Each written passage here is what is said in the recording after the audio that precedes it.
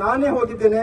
ನಾನು ಹೋದಾಗ ಕಲ್ಯಾಣ ಮಂಡಳಿಯಲ್ಲಿ ಇದ್ದಂತ ಅಧಿಕಾರಿಗಳು ಕೇಳಿದರೆ ಕಟ್ಟಡ ಕಾರ್ಮಿಕರಿಗೆ ಮದುವೆ ದಾನ ಸಹಾಯ ಯಾಕೆ ಸಿಕ್ಬೇಕು, ನಮಗೆ ಸಿಗ್ತದ ಅನ್ನುವಂತ ವಿಚಾರಗಳನ್ನ ಅವ್ರು ನನ್ನ ಹತ್ರ ಕೇಳಿದ್ದಾರೆ. ಮೇಡಮ್, ನಾನು ಹೇಳ್ತೇನೆ, ಇದು ಕಲ್ಯಾಣ ಮಂಡಳಿಯಲ್ಲಿರುವಂತ ಸರ್ಕಾರದಲ್ಲಿರುವಂತ ಎಲ್ಲರೂ ಕೂಡ 50ರಿಂದ 1.5 ಲಕ್ಷ 2 ಲಕ್ಷದವರೆಗೆ ಸಂಬಳ ತಕೊಳ್ಳೋರು. ಇವರು ಕೇವಲ 500ರಿಂದ 600 ರೂಪಾಯಿ ತಕೊಳ್ಳುವವರು. ಇವರು ಮದುವೆಯನ್ನು ಹೇಗೆ ಮಾಡಬೇಕು ಅನ್ನುವಂಥದಕ್ಕೆ ಕಲ್ಯಾಣ ಮಂಡಳಿಯಿಂದ ನಾವು ಒಂದು 60,000 ರೂಪಾಯಿನ ಕೊಡಿಸಲಿಕ್ಕೆ ನಾವು ಇದಾಗಿದ್ವಿ. ಇನ್ನೊಂದು ಕೇಳಿದ್ದಾರೆ ಅವರು, ಒಂದು ಸರ್ತಿಗೆ ಒಬ್ಬ ಕಟ್ಟಡ ಕಾರ್ಮಿಕ 2 ಮದುವೆ ಮಾಡಿಸಲಿಕ್ಕೆ ಸಾಧ್ಯ ಇದೆ ಅಂತ. ಮೇಡಮ್, ಇದು ನಮ್ದು ತುಳುನಾಡು, ಇಲ್ಲಿ 2 ಅಲ್ಲ 3 ಮದುವೆಯನ್ನ ಮಾಡ್ತೇವೆ. ಯಾಕಂತ ಹೇಳಿದ್ರೆ ಇದರಿಂದ ನಮಗೆ ಖರ್ಚು ಕಡಿಮೆ ಆಗ್ತದೆ ಅನ್ನುವಂಥದ್ದನ್ನು. ಅದನ್ನು ಕೂಡ ಇವರು 3 ಮದುವೆ ಹೇಗೆ ಮಾಡ್ತಾರೆ, ಇವರಿಗೆ ಎಷ್ಟು ಹಣ ಇದೆ ಅನ್ನುವಂಥದ್ದನ್ನು.